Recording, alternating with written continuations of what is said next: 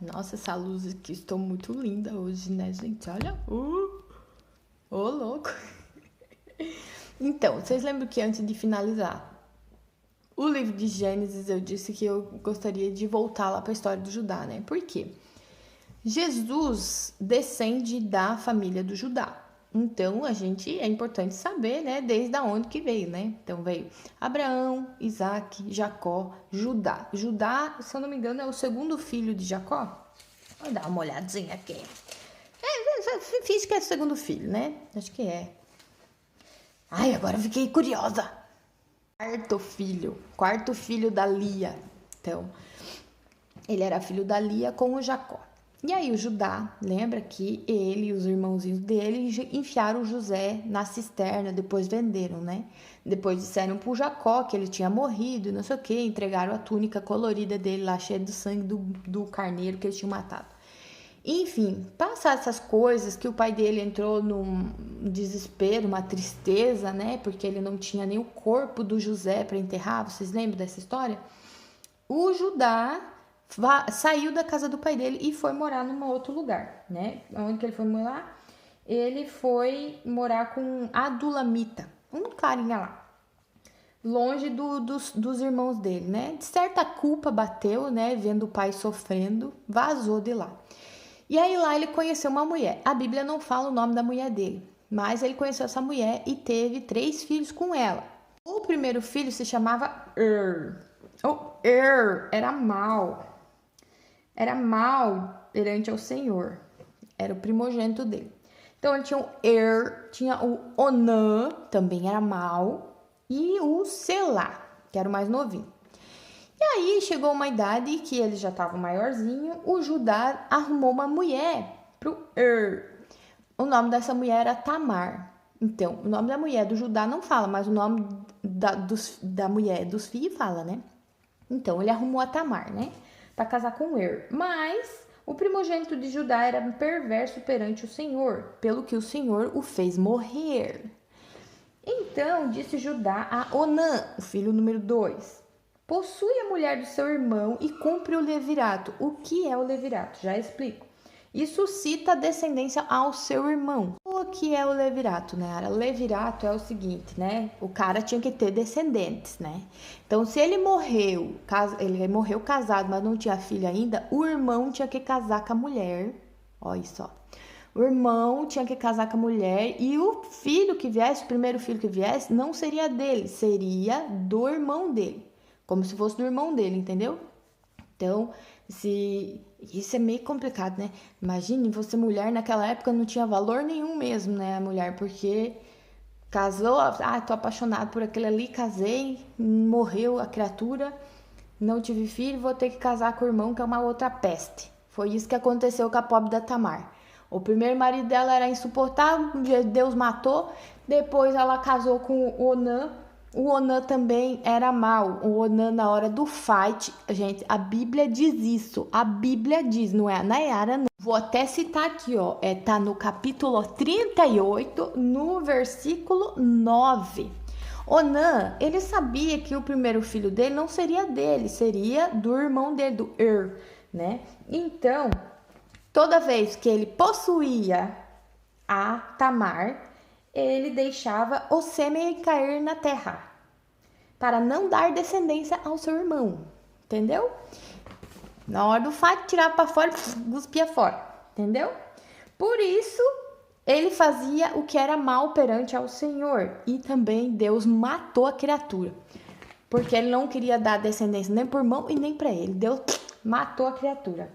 E aí, o Judá pegou e falou assim: ai, Tamar, volta para casa do teu pai, continua viúva. Quando Selá crescer, chegar na idade de casar, daí eu te entrego o Selá para você. Era o filho mais novo, né? E assim se foi, né? A Tamar voltou para casa dos pais dela, coitada.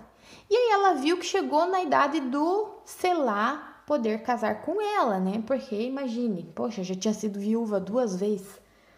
E ela disse: olha, ele já tá na idade de casar comigo e o Judá não me entregou ele ainda. Mas como isso? Vou ficar viúva aqui pro resto da vida morando na casa do meu pai? Uma mulher amargurada? Não eu. O que ela fez? Ela pegou, tirou a roupa de viuvez, eu não sei que roupa que era essa, de certo era uma roupa diferente das outras, né, para distinguir que ela era viúva. Tirou a roupa de viuvez dela, botou uma outra roupa e foi lá na beira do caminho e fingiu que era uma prostituta. Porque ela sabia que o Selá já era homem e o Judá não tinha entregado ela ainda, né? E ela ficou lá no meio do caminho. Nisso passa quem? Passa o Judá. E o Judá achou que ela era uma puta. Ela não reconheceu ela, porque ela tava com um véu na cabeça, assim, um véu no rosto, né? E aí ele achou que ela era uma prostituta, foi lá e falou assim, ó, deixa eu te possuir-te, eu te pago um camelo, um cabrito, eu te mando um cabrito. Aí ela diz assim, tá, mas tu não tem um cabrito aqui agora, então pega e me dá aí o teu cajado e o teu bordão, é isso que ela fala? O teu selo, o teu cajado e o seu cordão como penhor de que você vai me pagar o cordeiro depois, né? Aí ele disse, beleza, foi lá e deu um fight com a Tamar.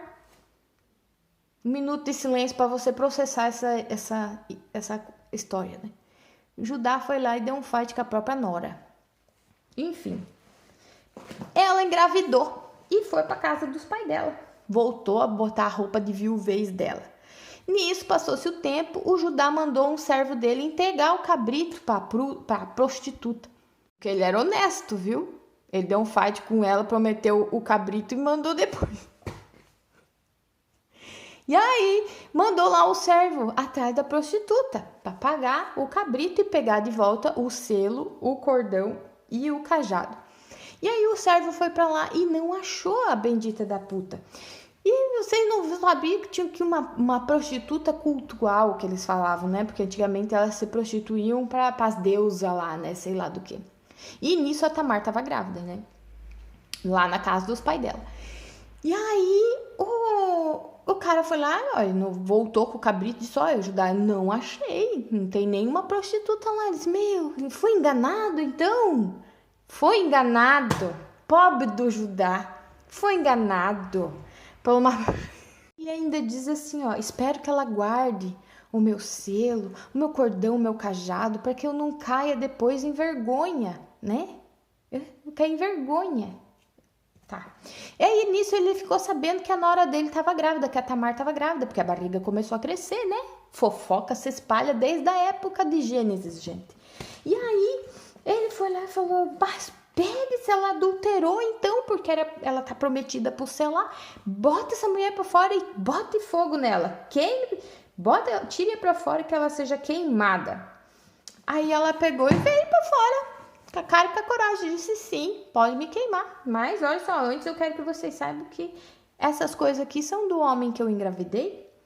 Reconhece aqui, Judá, o seu selo, o seu cajado, o seu cordão. E agora, a cara dele foi para onde? A cara dele foi para onde? É a vergonha que ele tava com medo de passar. Mas o Judá, mesmo ele tendo todos os defeitos dele, sendo muito falho e pecador, ele era honesto, né? Porque ele diz, olha, ela é mais justa do que eu. Eu não dei Selá para ela, o filho, né? E nunca mais meus filhos não a possuíram, né? Então, agora já que ela tá pra ganhar o bebê, venha, querida, venha que eu crio essas crianças, já que são minhas, né? E aí ela engravidou de gêmeos, gente, ela teve gêmeos. Na hora que ela foi parir as crianças, pegou e botou a mão pra fora. Misericórdia, imagine a dor dessa mulher. Botou a mão pra fora. E aí, nisso, a parteira pegou e botou um fiozinho, assim, um fiozinho de lã vermelho. E o bebê pegou, né? Porque eles fecham a mãozinha e fica a mãozinha fechada. Botou a mão pra fora, pegou o fiozinho e voltou pra dentro lá do buraco. Meu Deus, que dor, gente! Porque daí a parteira falou assim, olha, a gente já sabe que esse daí é o que veio primeiro, né? E o bebê voltou, e aí nisso nasceu um. E esse que nasceu, eles deram o nome de Pérez. Só que quando olharam a mão dele, ele não tinha o fiozinho. Ela disse, meu Deus, como é que ele conseguiu romper a saída do outro que estava saindo primeiro, já estava com a mão para fora? E depois nasceu o irmão, e que tava o fio vermelho, o fio encarnado, e aí esses chamaram ele de Zerá. Então, o nosso amigo Judá ficou com 3 filhos, o Selá, o Pérez e o Zera. Qual deles você acha que é o que provém a descendência de Jesus? Selá, Pérez ou Zera? Vou fazer aqui uma enquete para ver se vocês estão lendo a Bíblia. Tá lá em 1 Mateus, hein? Só para dar assim uma chance de vocês pesquisar.